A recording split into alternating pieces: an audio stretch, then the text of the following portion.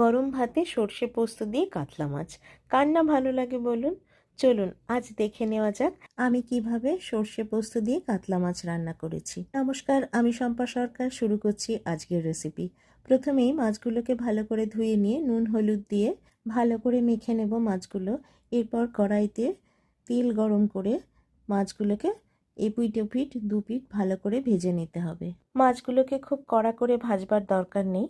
এরপর মাছ ভাজা হয়ে গেলে ওই তেলেই কালো জিরে ফোড়ন দিতে হবে। এরপর তেলে দিয়ে দেবো হলুদ গুঁড়ো আর কাশ্মীরি লঙ্কার গুঁড়ো। তেলে এই হলুদ গুঁড়ো আর কাশ্মীরি লঙ্কার গুঁড়ো দিলে রান্নার রঙটা খুব সুন্দর হয়। তারপর তেলে দিয়ে দেবো পেঁয়াজ কুচি। পেঁয়াজ কুচিকে নুন দিয়ে ভালো করে ভেজে নিতে হবে। পেঁয়াজ নরম হয়ে গেলে এর মধ্যে দিয়ে দিতে হবে টমেটো বাটা। টমেটো বাটা ভালো করে কষিয়ে নেবার পর তার মধ্যে দিয়ে দিতে হবে 1 চামচ রসুন বাটা।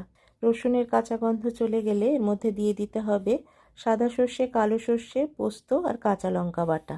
এই সর্ষে পোস্ত বাটা সব কিছুর সঙ্গে ভালো করে মিশিয়ে নেওয়ার পরই জল দিয়ে দিতে হবে। জল দিয়ে দেওয়ার পর দুটো কাঁচা লঙ্কা চেরা দিয়ে দিয়েছি। এরপর ঝোলটা ফুটে উঠলেই মাছ ভাজাগুলো দিয়ে দিতে হবে। মাছ ভাজাগুলো দেওয়ার পর আবার ভালো করে ফুটিয়ে নেওয়ার পরই রান্নাটা একেবারে রেডি হয়ে যাবে। এভাবে একবার বাড়িতে ট্রাই করবেন, দুর্দান্ত হয় খেতে। জানাবেন কেমন হয়েছে।